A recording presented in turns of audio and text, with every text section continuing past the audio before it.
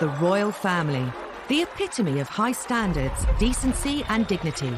From the Queen to minor royals, the House of Windsor live under the constant glare of public scrutiny. Harry was dressed in this Nazi uniform. When that photograph was revealed and was published by the newspapers, all hell broke out. When they fall from grace, it's front-page news. The Prince of Wales was in fact in love with another woman. That exposed the whole fragile state of the marriage. Whether it's what they're saying... For Prince Philip to refer to them as having slitty eyes, I mean, that's completely unacceptable. How they're behaving. He had not enough to do. He was falling out of nightclubs, somewhat inebriated. Or who they fall in love with. He was divorced. She was a princess. The royal household were absolutely aghast. The media had an absolute field day when this relationship became public. This was a very racy royal girlfriend indeed. Royal scandals matter. The repercussions ripple through Britain. For the first time, you have a senior member of the royal family actually telling the world what is wrong with her marriage. Controversy can even cast questions over the crown itself. You think, well, why are we having a royal family if this is how they behave? Some royal scandals are beyond the palace's control, whether it's unwanted intruders. It was a huge scandal at the time, horrifying for a nation who expect their monarch to be better protected.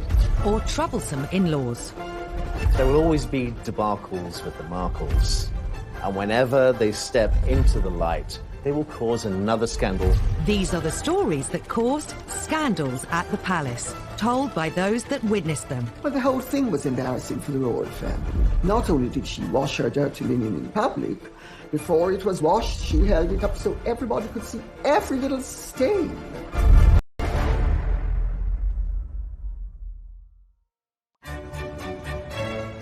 The House of Windsor, an institution at the heart of our nation. The royal family really goes to the very essence of as who we as Brits identify as and see who we are. The Queen is amazing because she's our head of state. Unlike previous royals, the Windsors rule during a media age like no other. The idea of that goldfish bowl, which the royal family live in, means that scandals are never very far away because the world is watching. However hard the royal family may try to control its image, it's almost impossible to do so when scandals erupt. And no scandal caused as much damage to the House of Windsor as the day Princess Diana decided to reveal all about the state of her royal marriage. Diana had and nurturing the relationship. She did it with several journalists. She did it with writers. She did it with me. After their fairy tale wedding in 1981, Diana became the most scrutinized woman in the world. Diana was the biggest star, the biggest celebrity on the planet. If you wrote a story about Princess Diana, it was on the front page, no matter what. But not all the headlines were positive. Some press reports suggested that all was not well between her and Charles. Diana wanted to make sure the public heard her side of the story, even if it caused a huge scandal. In 1992, she dropped a bombshell that would rock the House of Windsor to its core.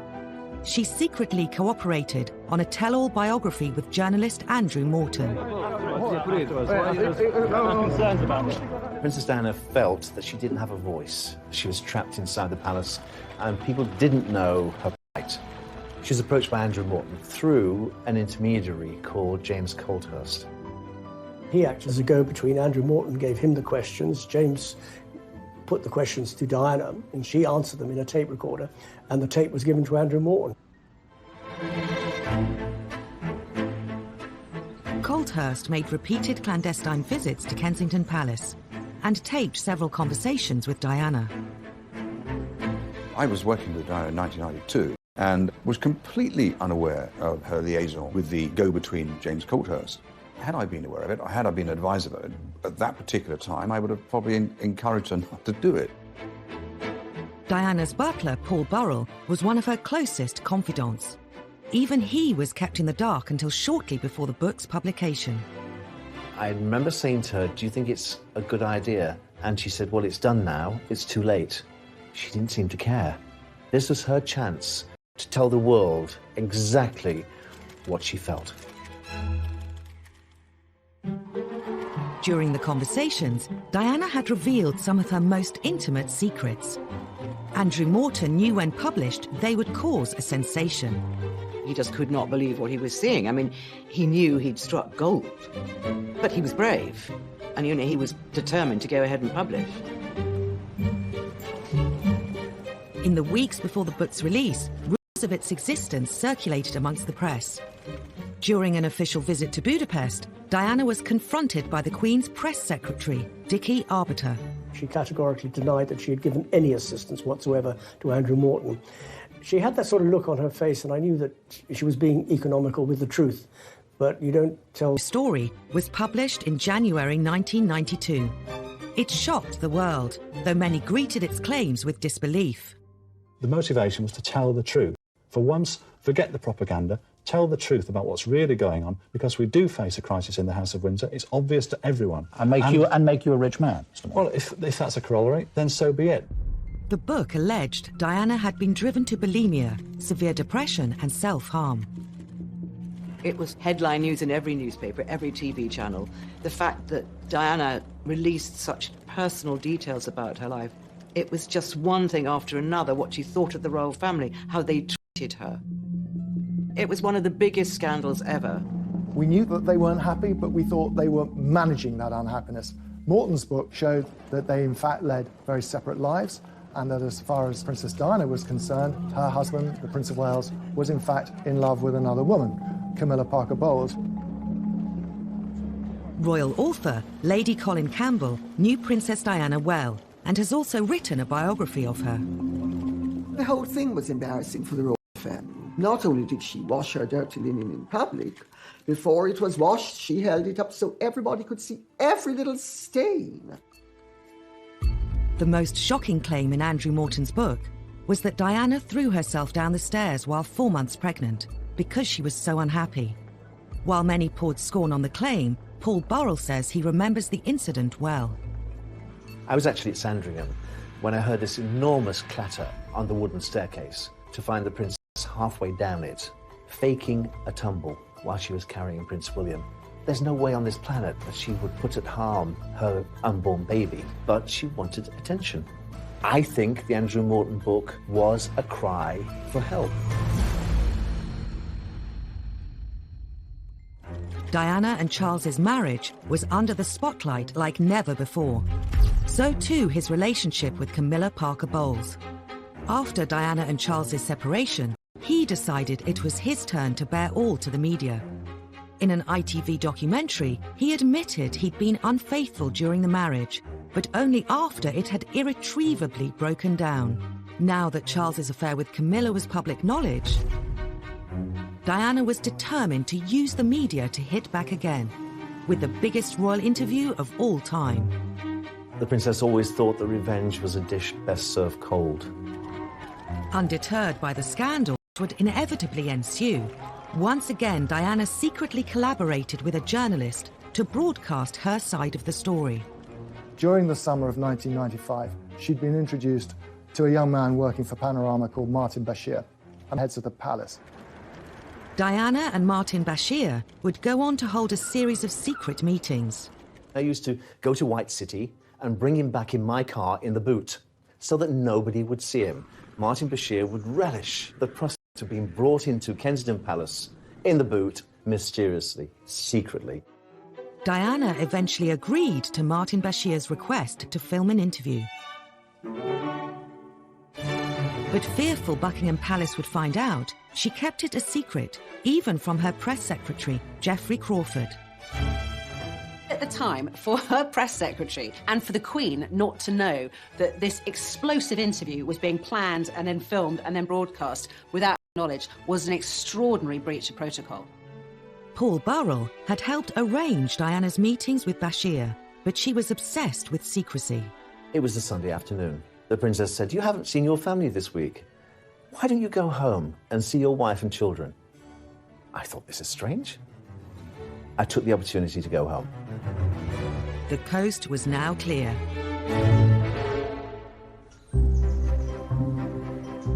The Panorama team were secretly admitted to Kensington Palace. Their cameras were set up over a weekend, there was no one around, and they actually got the whole thing in the can before Diana admitted what was going on. Monday morning, I arrived back at the palace to notice all the furniture had been moved in the Prince of Wales' study. And I said to the princess, why have these chairs been moved in different directions? I had a dance class yesterday afternoon. Later that evening, she confided in me that Martin Bashir and the camera crew had been into the palace to film the interview. Oh my goodness, I said, you didn't say anything you shouldn't say, did you? She said, well, I did say a few things. Would you say that you were happily married? Very much so. But the pressure on us both as a couple with the media was phenomenal. I think the thing people remember most is her description of her marriage and the fact that there was a third party in their marriage, namely Camilla Parker Bowles, whom she made clear had been having an affair with the Prince of Wales, her husband. The princess came across as doe-eyed, vulnerable, hurt, wounded.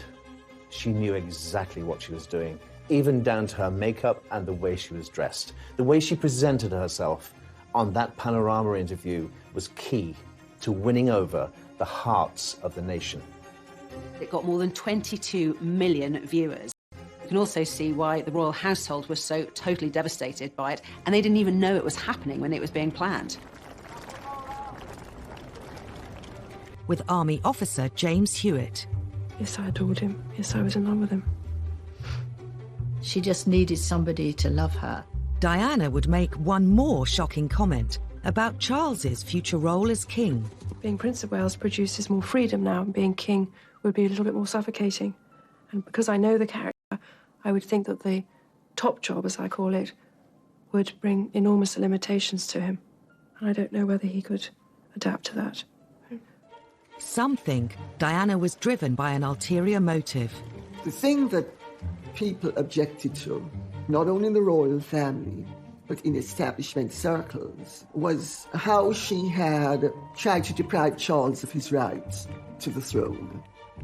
Her agenda was, if the Queen dies and Charles is out of the line of succession, William becomes king and she can work herself into the position of being regent. I mean, the whole thing was madness. Diana's interview made headlines the world over. The House of Windsor was under scrutiny like never before. So for the first time, it's in modern royal history, you have a senior member of the royal family actually telling the world what is wrong with her marriage, what is wrong with her husband, why I'm so unhappy in this, why it's about time that I left the royal family. That was the story. It was a story that nobody really expected would happen, but it did. A scandal could bring down the monarchy. Diana almost did. She wouldn't have been proud of that. But I think the royal family are only there for as long as people want them to be there. Diana's revelations were a watershed for the House of Windsor. However, she wasn't the only royal to court publicity and cause scandal. The Queen Mother in particular was incensed that in one fell swoop, Edward had managed to set them up to be complete laughingstocks.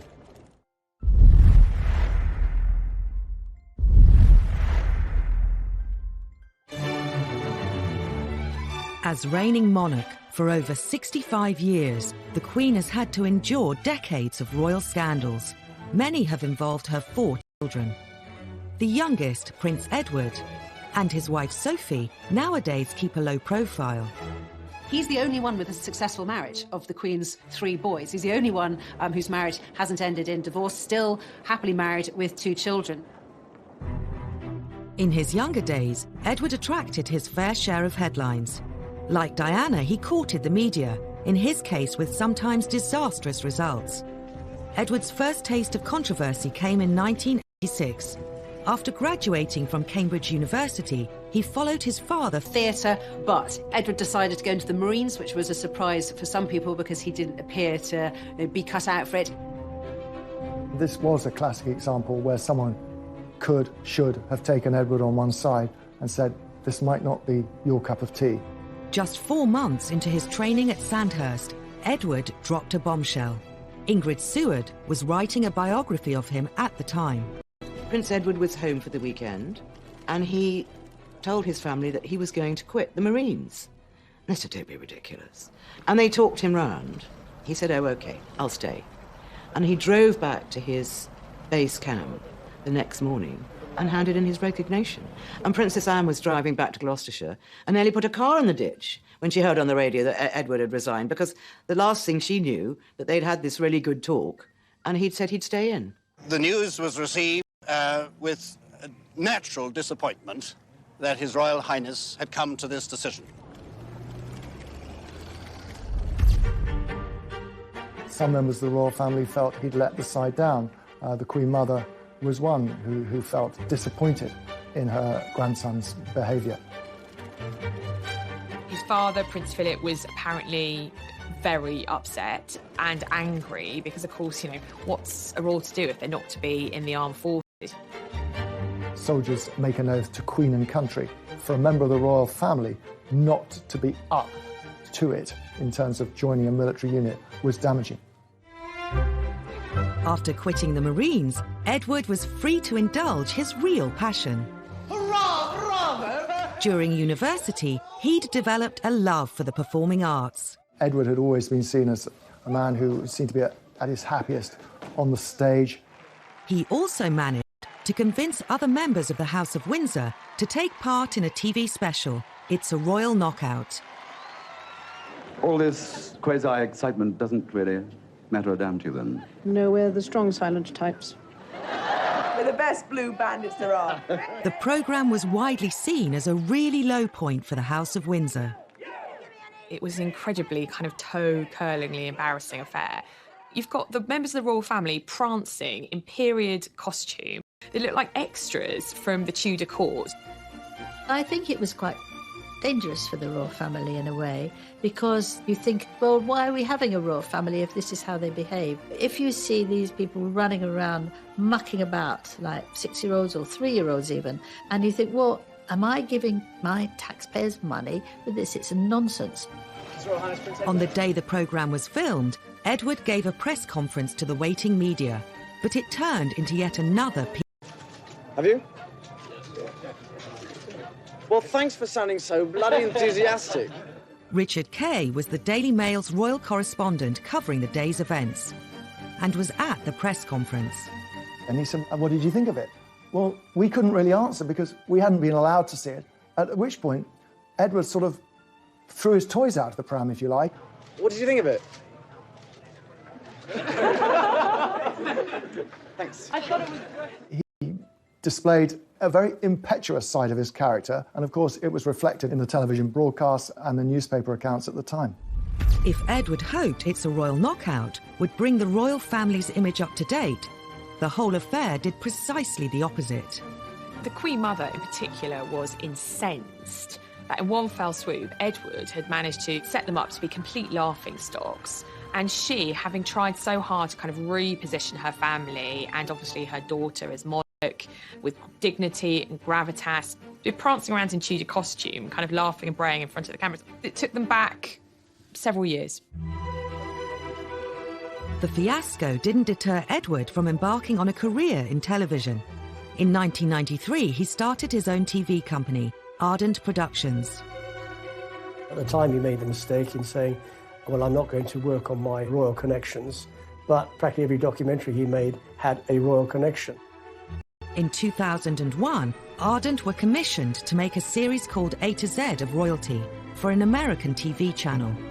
Prince William was about to start university at St Andrews. At the time, it was a big story. There was an agreement in place between the palace and the media that we would turn up to cover Prince William's first day at university, and we would then leave, which we all duly did. Except there was one film crew that didn't pack up and leave, and ironically enough, that was Edward's. Edward's film crew broke the agreement Clarence House struck with the media and continued to film around the university. Edward and his media career once again attracted all the wrong headlines. Edward was very defensive about it, maintaining that they weren't stalking Prince William, they were merely doing some extra shots they wanted to take up there. It did look very much like there were two rules. One rule for the working press, if you like, the media, and another for the royal family. It looked favoritism. Press reports claimed Ardent's bungling caused a huge bust-up between Edward and William's father. Prince Charles was apoplectic about it. When news reached him that there was still a camera there, there was quite a colourful phone conversation had between the two brothers. Ardent were forced to issue a public apology. It was a massive case, end of Edward's fledgling production career. Edward's television career was subject to press ridicule from the beginning. It was symbolic of the media's changing relationship with the royals. In the years immediately after the war, the British media showed far more deference to the monarchy. But in the 1950s, that began to change. The threat of scandal forced Princess Margaret to abandon her plans to marry. Her suitor, a member of the royal staff, named Peter Townsend. Peter Townsend was a war hero, a fighter pilot, very glamorous. But Peter Townsend had been married before, and in those days that created a huge scandal. The obstacles were enormous. He was divorced, she was a princess, the royal household were absolutely aghast. It was seen as a scandal because you can't do that as a royal. You can't get involved with somebody who is divorced. It's not done. Sir Alan Lascelles, who was the private secretary to the Queen, when Townsend went to tell him of the news that they intended to marry, Lascelles said, "You must be either mad or bad or both." The Royal Marriages Act meant Margaret needed her sister the Queen to agree to the marriage. But her role as head of the church placed Elizabeth in a compromising situation. The Queen was head of the Church of England, therefore could not condone the remarriage of divorced people in church. So for Princess Margaret, that was going to be tricky. Divorce was a dirty word. It was a dirty word in terms of the church. It was a dirty word in terms of government. In those days, the church did not recognise divorce. They knew it was happening, but they didn't recognise it. They didn't like it. As the church and the powers in the government pressed the Queen to oppose the marriage, the romance was about to become public knowledge. An eagle-eyed reporter saw Margaret brush a bit of fluff off Group Captain Peter Townsend's RAF tunic, and royals don't brush fluff off the hired help's tunic, and they thought, aha, there's something here. It was out in the open, they couldn't disguise it. That gesture of the bit of fluff went right round the world and was, in fact, a major story which led unquestionably to a crisis. This was a public display of affection which was very unwise. The press latched onto this enticing story. It offered romance, drama, and real danger for the House of Windsor. The country was hooked. Margaret was really the first celebrity royal. People were fascinated in her life, and she was dating someone who was quite a controversial character, and this was quite a racy royal romance, so it made the headlines. Unfortunately, the fact that he had been divorced was a big issue, and whereas a lot of people were privately sympathetic to Princess Margaret, there was still this huge issue hanging over it. The romance was doomed. Margaret was presented with a choice. If she married Townsend, she would have to give up her title as princess. She chose her duty to the crown.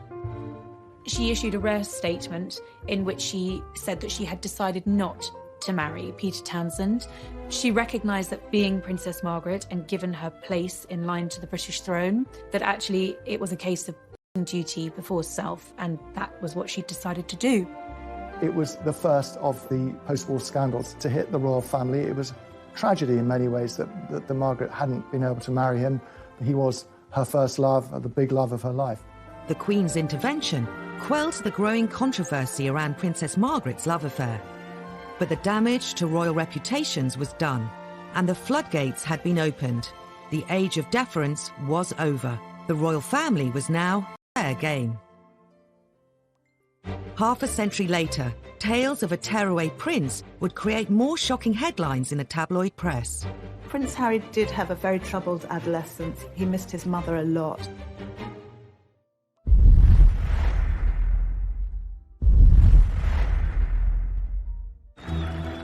Prince Harry. He served Queen and country. He campaigns for all kinds of worthwhile causes. end, he's one half of a real-life royal fairy tale. Sixth in line to the throne, these days he's undoubtedly one of the most popular members of the royal family.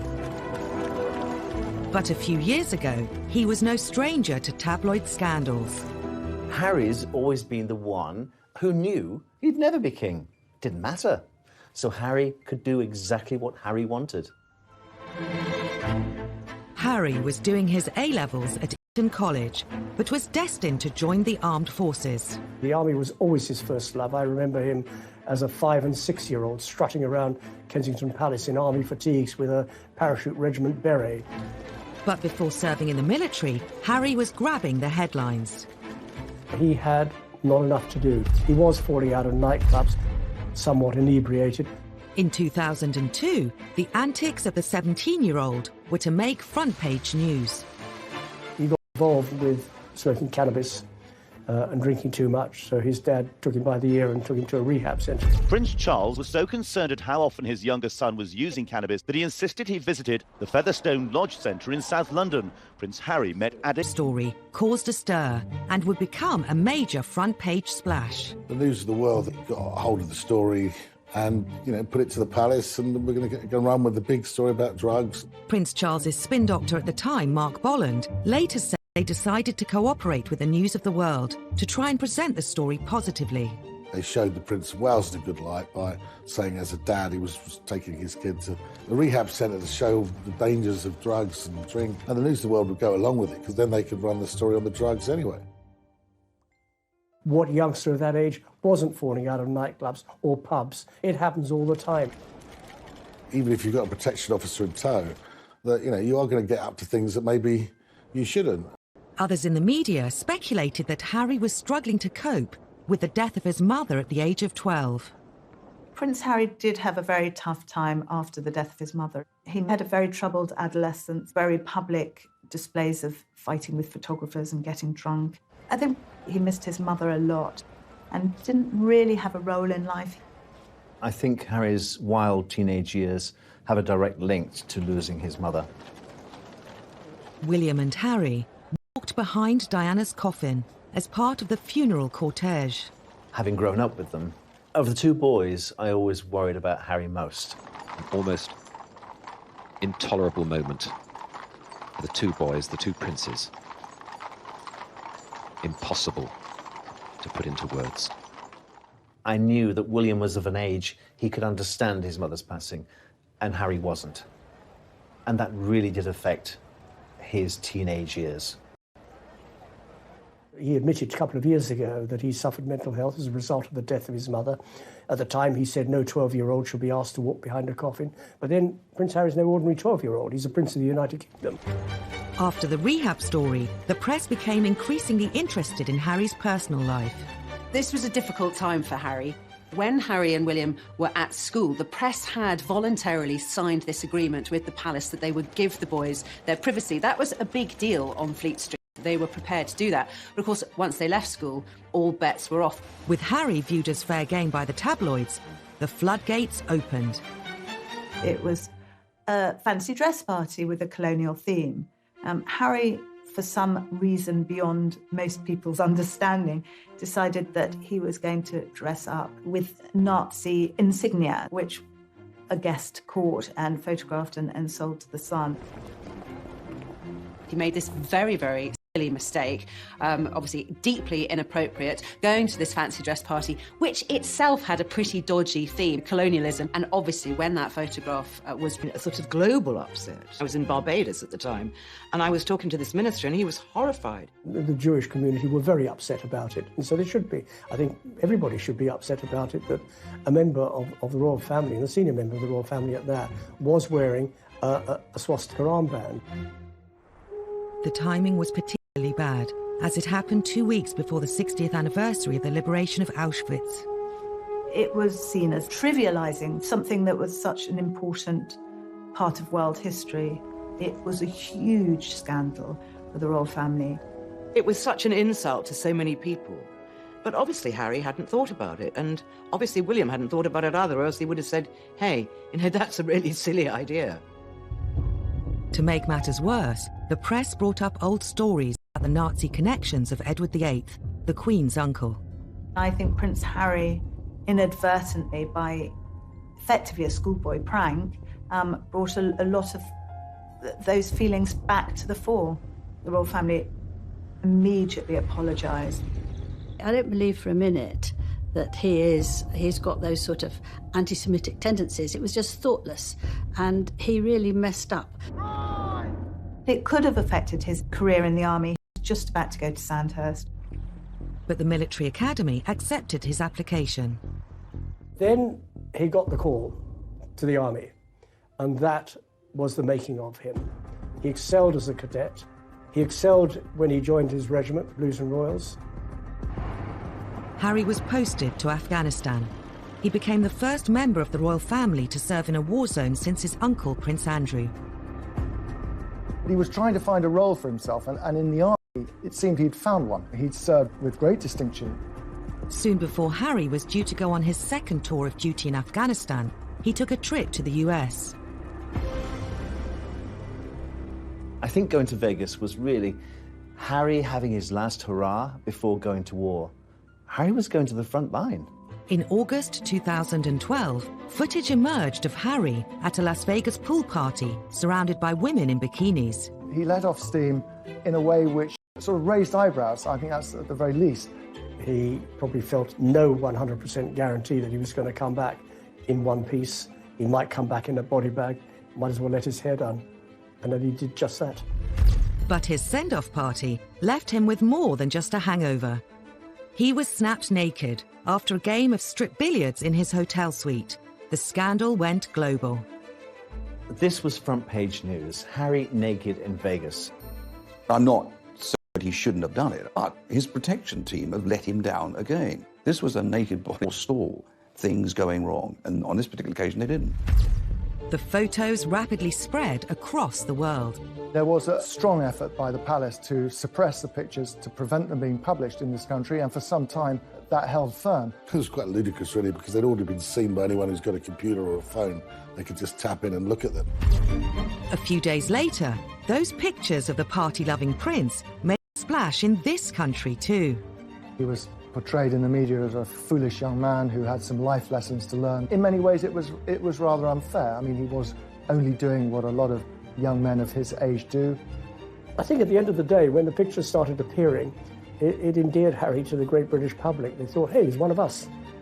Ultimately, it was a phase Harry was going through, like a lot of kids go through, and just part of his growing up. Today, Harry has dedicated himself to helping young people in mental health charities. And of course, he's very happily married. Some think Harry's wild days actually helped cement his place in the hearts of the public. I think the whole world love Harry. Welcome to Canada! They love a sort of bad boy who's become a good boy, and he's got a lot of charisma. Harry is a progressive modern royal. You either want the royals to be modern or you don't. If they're not modern, they're complaining about them not being modern. If they do modern things, then still complaining. You can't have it both ways. Prince Harry cares a great deal about how he's perceived. But the same couldn't be said of his grandfather. I think there's always a slight intake of breath whenever we used to see the Duke of Edinburgh on public engagements, because you never quite knew what he was going to say or do next. You sound entirely native. He does have an extraordinary ability to put his foot in it.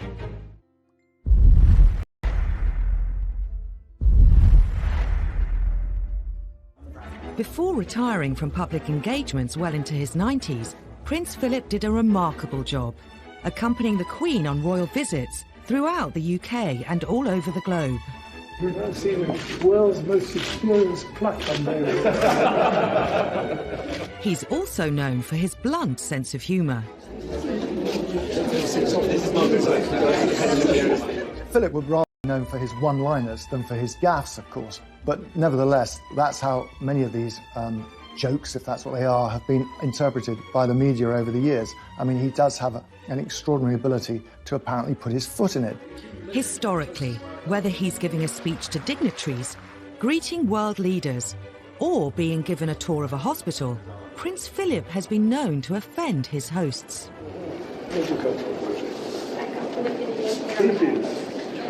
Like intake of breath whenever we used to see the Duke of Edinburgh on public engagements, because you never quite knew what he was going to say or do next.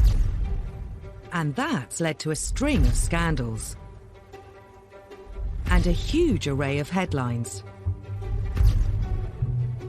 The Duke of Edinburgh definitely has a reputation for being gaffe-prone. Some of them are funny. Thank you very much indeed for your kind welcome and for the very nice things you've said about me, and also for this excellent dinner. I can tell you that I'm prepared to grace almost anything for a meal like that. Some of them are very non-PC. Prince Philip today unveiled an award, but also at one point observed that a somewhat dilapidated fuse box looked as though it was put in by an Indian. And some of them are downright offensive. They don't sound entirely native. I just don't think he can help himself. He just says what he thinks. And I suppose in the 1920s and 1930s you could get away with that. Prince Philip is a law unto himself. I think it would take a very, very brave person to say, sir, by the way, can you just tone it down a bit? No one tells Prince Philip what to do, first and foremost. He is his own man. He says what he thinks and what he feels.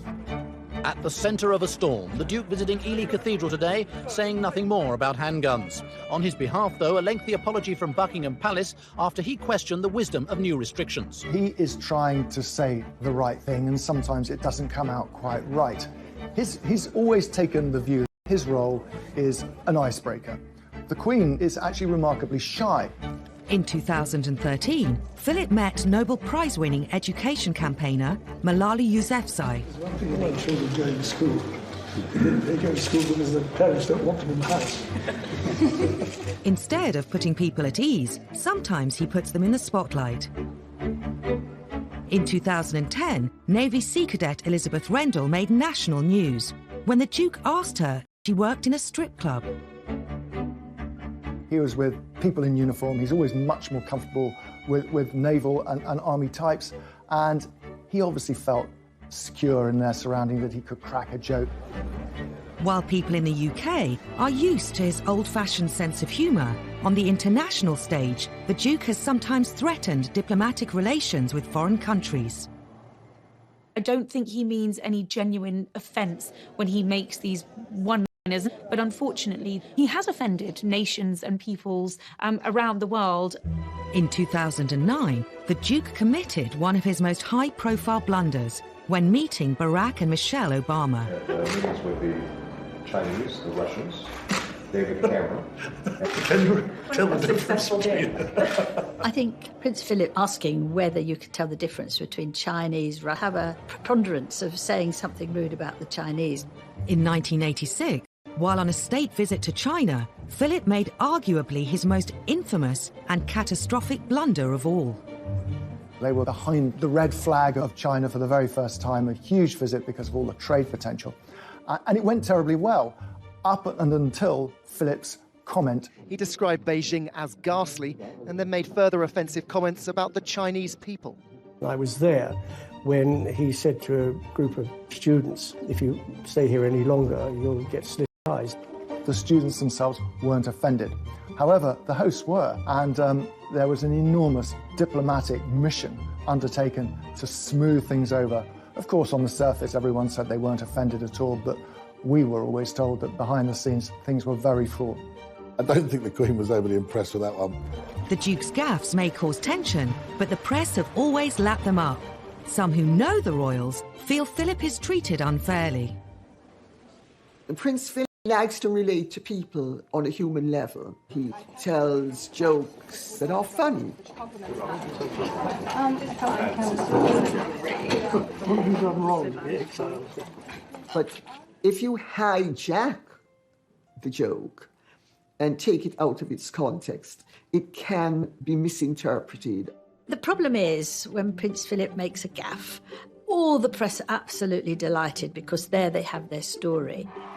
During royal tours, there's always somebody that goes off on what they call gaff watch. They follow Prince Philip to see if he says anything rude or inappropriate or racist, and he nearly always used to come up with some very funny remark. He can be a godsend to the media, but sometimes he does offend. Yeah, there's no doubt about that. There's some classics, like when he went to Australia In 2001, the Duke was accompanying the Queen on a royal tour of Australia to help mark her Golden Jubilee. The Duke asked Aborigines if they still threw spears at one another. It was just one of those moments where people just didn't know what to say or where to look. This comment caused such uproar and such offence that the palace was forced to release a statement to make it very clear that the Duke had made these comments with a light heart and that no offence was intended. But of course, by that point, the damage had been done. He had hugely offended his hosts.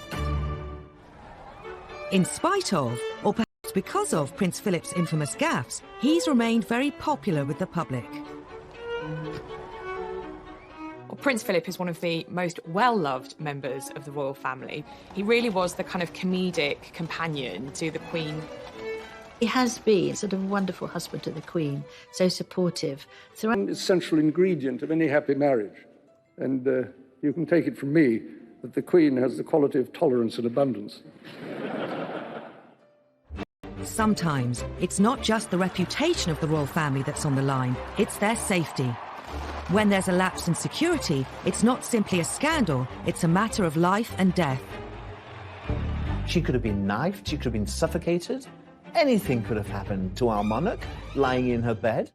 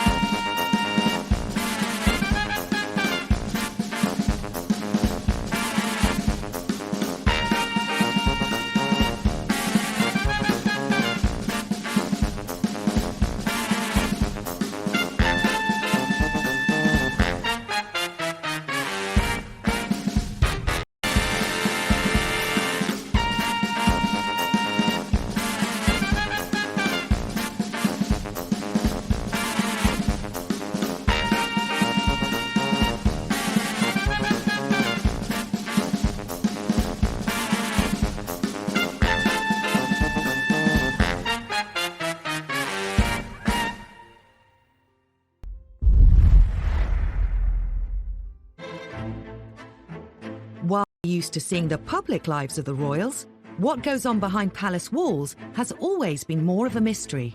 The royals have been hit by a number of scandals involving their personal security. Security scandals are scandals because... Well, if we can't keep some of the most important people in the country, the Prime Minister, members of the royal family, alive, then what hope do we have for the rest of, hoi polloi? As stories have emerged of royal security lapses, they've given us a glimpse into the private lives of our royal family. In the early 1980s, an intruder at Buckingham Palace got dangerously close to the Queen. I think in this day and age especially, the security of the Queen is of the utmost importance, and we have to ensure that we do have the best security in place and protection for her. You would think that Buckingham Palace is one of the most secure properties in the land. You're wrong. 7 a.m. on a hot July morning in 1982. 33-year-old unemployed decorator Michael Fagan was suffering from severe depression after the breakup of his marriage. He found himself outside Buckingham Palace and spotted an open window. Back in the day, the security was there, but not enough. Fagan scaled the 14-foot-high perimeter wall. After clambering up a drain pipe and through the open window, he began wandering the corridors of the palace. Within minutes, he reached the wing housing the royal apartments, including the Queen's bedroom. He had managed to completely evade royal protection and security and get straight to the Queen. On his way in, Fagan had set off an alarm sensor, but thinking the alarm was faulty, the police silenced it.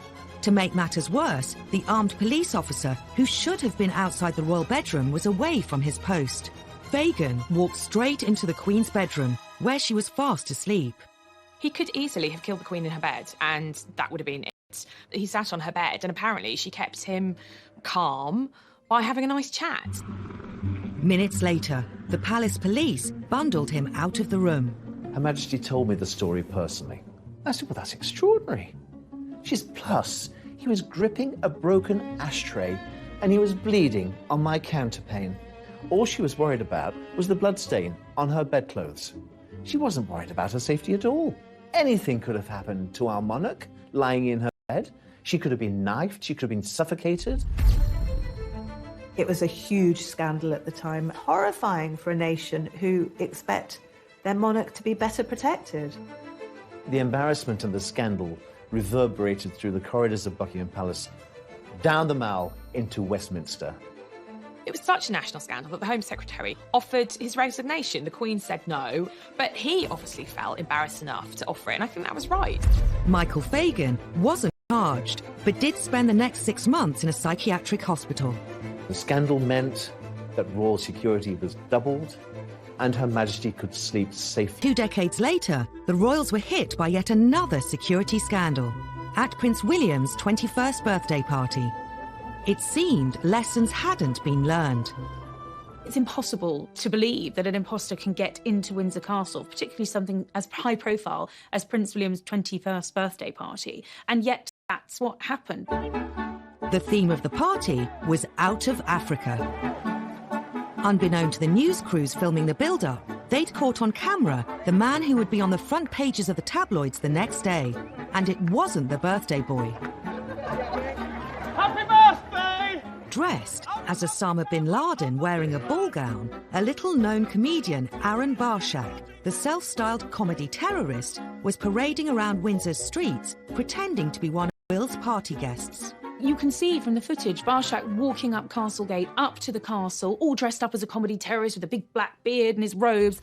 Because, of course, trying to monitor who's meant to be there and who's not meant to be there when everybody is dressed in ridiculous outfits does make it harder for the security services. However, the comedian was dressed in a pink dress and a fake beard, so he clearly didn't fit with the theme. He should have set security alarm bells going much earlier than he did. But in fact, he was able to slip in undetected. How he managed to scale the walls, how he subsequently managed to infiltrate the party. I mean, this was the stuff of almost unbelievable reports the next day. The walls of Windsor Castle successfully kept out the rebel barons in the 13th century, but they were no match for a man in a peach-coloured ball gown and a false beard.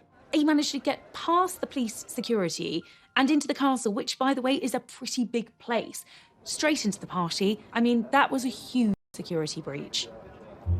Barshak climbed onto the stage where Prince William was making a speech. He kissed him on the cheek before eventually being detained. He certainly shouldn't have been allowed to get anywhere near, let alone kissing distance, of William. The fact that he got on stage, no one realised anything was wrong until Prince William looked at him and said, "Who the hell are you?" It is rare for almost all senior members of the royal family to be gathered together in one place. And if Barshak had been someone with evil intent, well, you can imagine the consequences. There was a huge public outcry. David Blunkett, the Home Secretary at the time, had to make grovelling apologies on behalf of the police.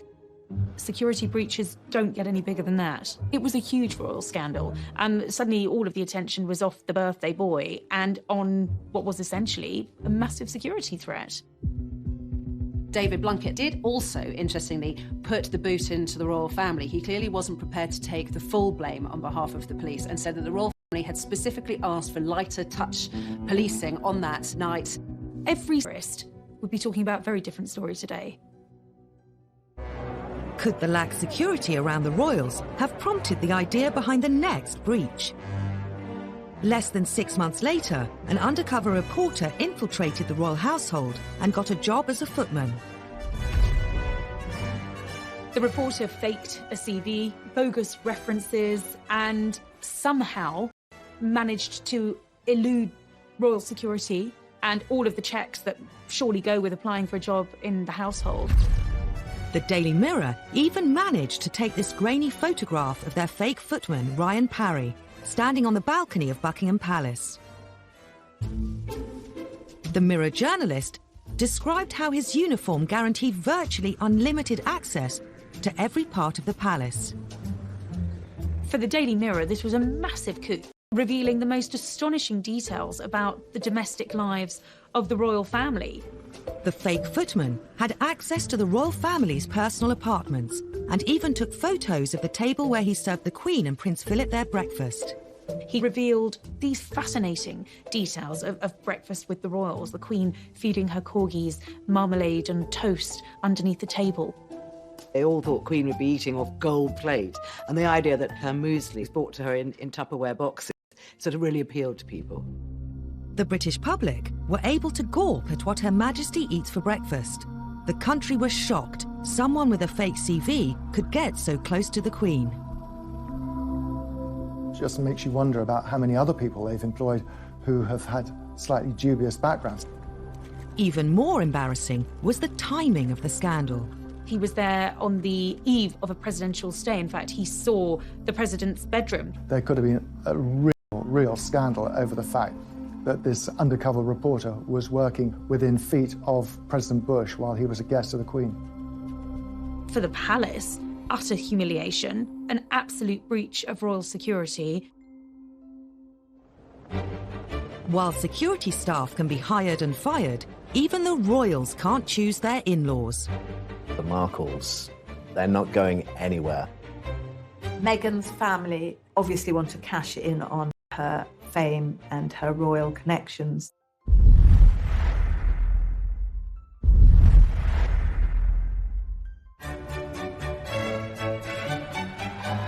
May 2018.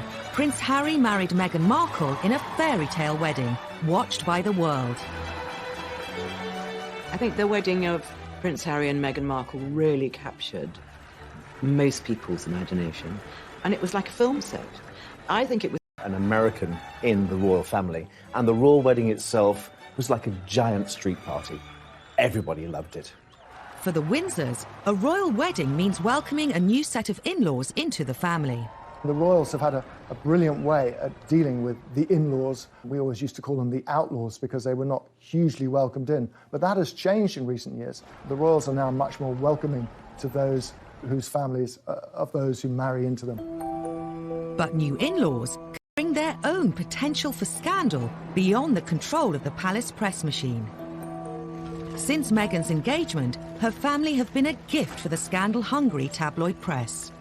One thing you have to understand about the Markle family is it's a rather dysfunctional family, especially from where we're sitting here. The run-up to the royal wedding was a very, very difficult time, I think, for Meghan and for Harry, and what should have been the happiest day of their lives was overshadowed by a very unhappy build-up to the wedding.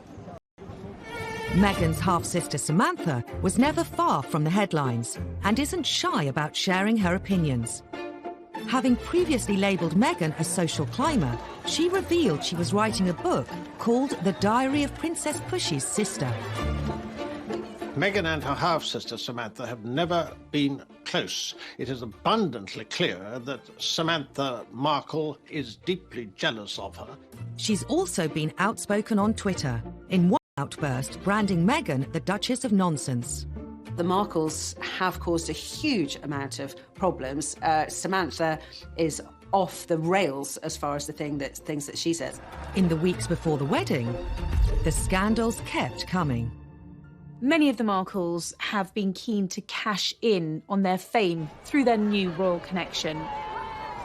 And no one is doing that better than Tyler Dooley, her nephew, who is growing cannabis. Quite legally, he decided that he was going to launch a brand of cannabis called Markle's Sparkle. You can't control the families they marry into, particularly if the families they're marrying into are on the other side of the world, in the United States. They are citizens of another country. They do things in a different way. Some royal observers think the problems with Meghan's family became even worse after Harry appeared on Radio 4's Today programme. Were there family traditions you had to explain to her? Oh, plenty. I think that's probably. I mean, I think we've got one of the biggest families that I know of, and every family is complex as well. So, no, look, she's done an absolutely amazing job. Just getting in there, and it's the family that I suppose she's never had. Harry's comment about Meghan's family sparked a very public war of words with the Markles.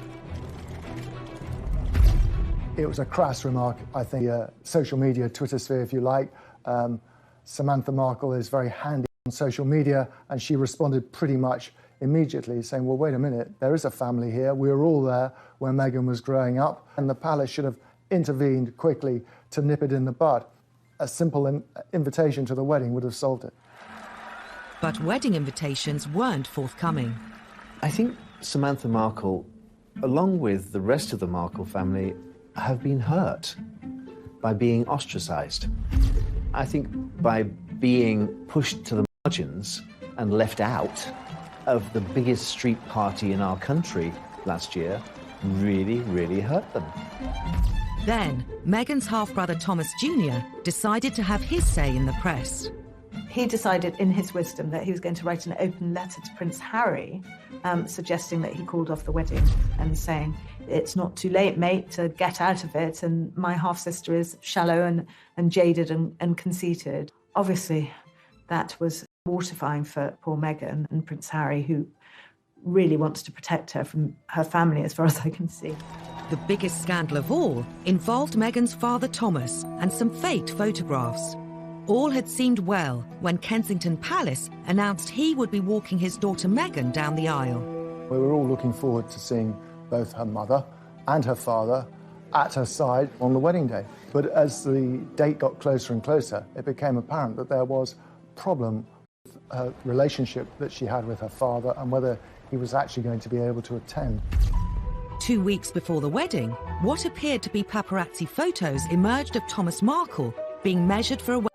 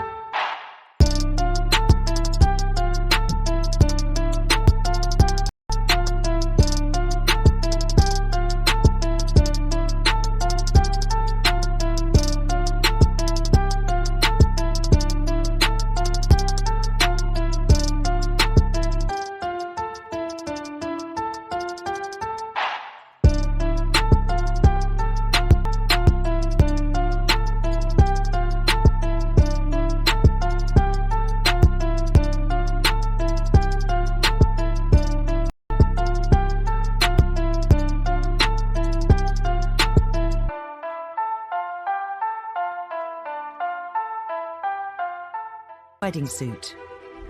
Another image showed him in an internet cafe near his home in Mexico, looking at pictures of Meghan and Harry. But soon after their publication, it emerged that Thomas Markle had colluded with a photographer to stage the photos. During the run-up to the Meghan and Harry wedding, there was a lot of attention put on to Thomas Markle, who felt that he was getting a lot of bad publicity. He was being portrayed as a sort of reclusive, penniless slob in Mexico, was sort of the image that he felt he was getting, and he wanted to correct that image. So he decided, in his wisdom, or distinct lack of wisdom, that he would set up these photos that showed him, in his opinion, in a better light. The focus of the wedding shifted from the bride and this great British event to the bride's father. The British press had a field day. Samantha Markle admitted advising her father to do the photos. They were both accused of ruining Harry and Meghan's imminent wedding. Whether he was financially rewarded for them, we're not entirely sure, but the assumption was he was being paid for these pictures. And that started alarm bells ringing at Buckingham Palace. And then, of course, there was so much written about how this must be very, very humiliating for Meghan and what's her relationship and is he going to come to the wedding after all or not, which was, of course, the big question mark about all of that. Was Thomas going to walk Meghan down the aisle? As the clock ticked down to the big day, it was reported Thomas Markle was in hospital with heart problems, meaning he wouldn't be at the wedding.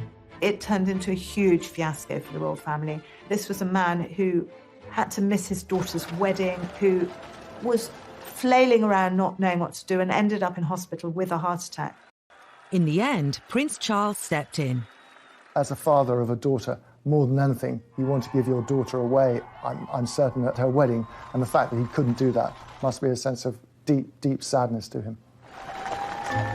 Could the whole scandal have been avoided?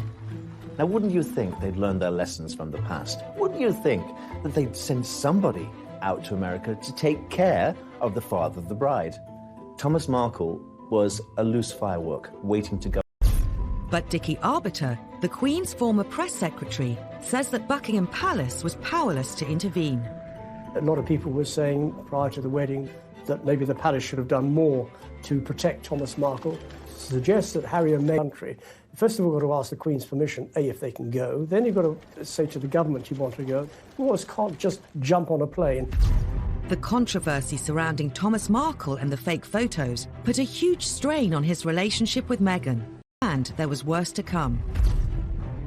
Meghan tried to mend the rift and wrote to her father. What did he do? He released that letter, a personal letter from his daughter to himself, to the media. If every time she writes to him or rings him, he talks to a journalist, then she's going to stop doing it. So she's going to have to cut him out of her life, I fear. To make matters worse, 6 months after the wedding, Thomas Markle appeared on TV, complaining Meghan had cut off all contact. Been trying to reach out for several weeks. Every day I try to text her. I just haven't received any comment back. And Samantha appeared on Channel 5's Jeremy Vine show to defend what she'd said about Meghan. I've got a brother. If I fall out with him, what I'm not going to do is tweet insults at him, because then he won't talk to me. Isn't that how we all work with each other? What was going on that didn't make sense is that I really started to feel protective over our father. But why insult her? I don't understand. Because he was being purposely ignored. Sure, but how does it help him to alienate Meghan? I don't understand. Help me understand. We were hoping that private channels would be used. They're not being used. When they failed, we went public. I don't think Samantha Markle is going to go away anytime soon. There will always be debacles with the Markles. They're not going anywhere. And whenever they step into the light, they will cause another scandal, another problem for Meghan and Harry. Next time on Scandals at the Palace. As the royals become more accessible, they also become easy targets, and often they're caught out on camera. And the thing which got her into hot water was that she could get access to Prince Andrew, her ex-husband, for £500,000. Where there are royals, a ferocious tabloid media, and a public desperate to know everything about them, scandals are never far away. The Iron Duke had turned into the Duke of Hazzard.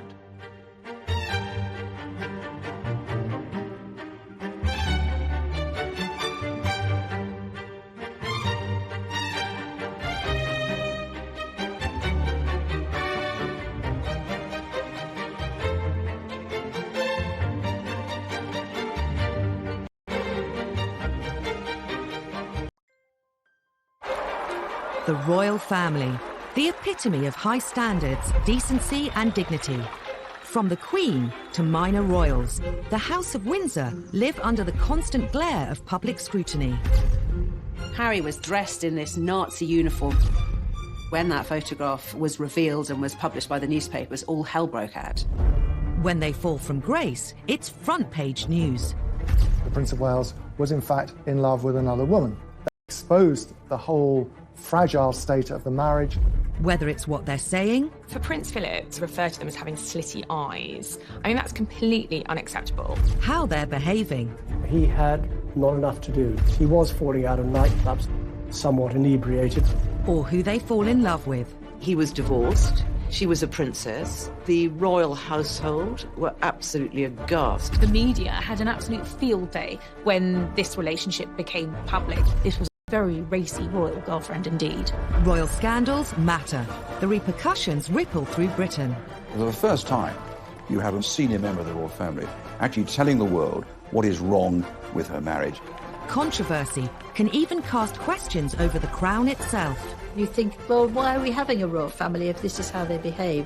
Some royal scandals are beyond the palace's control, whether it's unwanted intruders. It was a huge scandal at the time, horrifying for a nation who expect their monarch to be better protected. Or troublesome in-laws. There will always be debacles with the Markles, and whenever they step into the light, they will cause another scandal. These are the stories that caused scandals at the palace, told by those that witnessed them. Well, the whole thing was embarrassing for the royal family. Not only did she wash her dirty linen in public, before it was washed, she held it up so everybody could see every little stain.